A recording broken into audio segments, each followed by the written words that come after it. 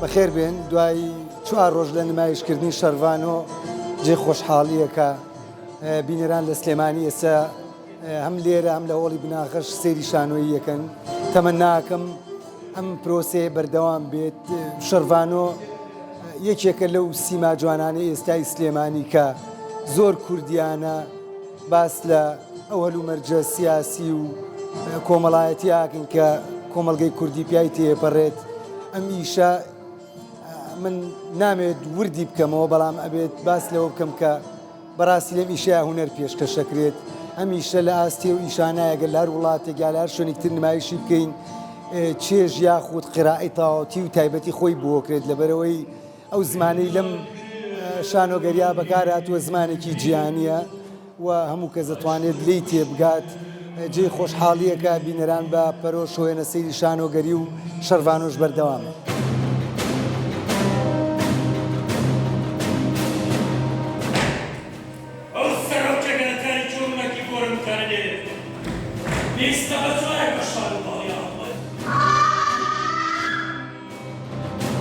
ئەمڕۆ چوارەم ڕۆژی نمایشمان بە سەرکەوتووی تەواو کرد.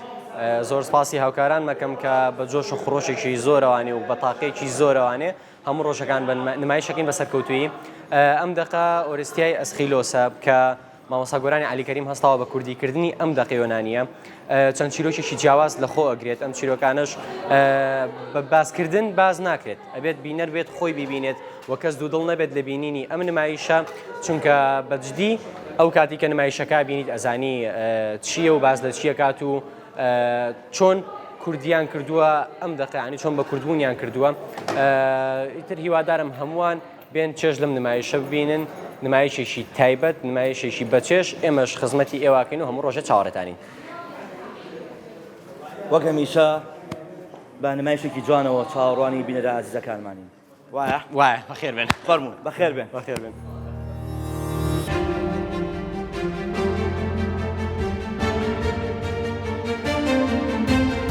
زۆر جاران بە خۆم بڵم چ جیاوازیەکی لەم خاکەیە بێت یان لە خاکێکی دی سەرنجێریە.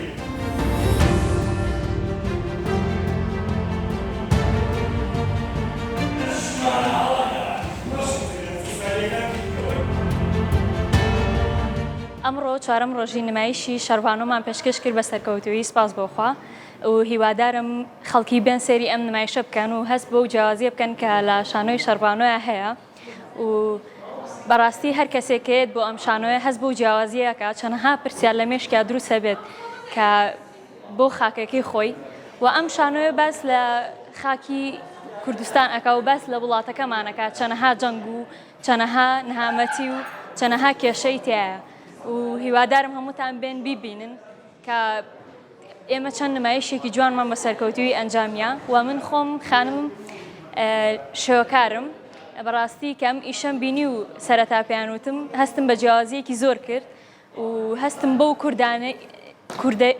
کوردیە کرد کە تایەتی بەڕاستی پێی سەرسان بووم و بەشداریم کرد. ئێستا من وەکو کارکتەری یار لەگەڵ پەیامهێنا بەشدارم.